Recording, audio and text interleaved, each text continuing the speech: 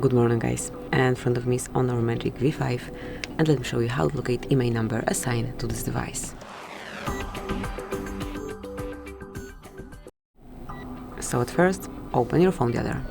Now enroll keypad and provide secret code, which is *#06#.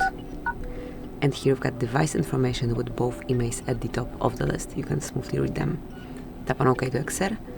So this is the quickest way to reach IMEIs, but you can also do it via settings. To do it, just enroll the settings obviously at first.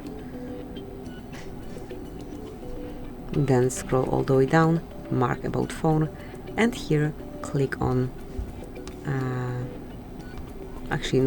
over here you've got IMEIs, so just scroll down and here it is. So that will be all. Thank you for watching. Please subscribe our channel and leave the thumbs up.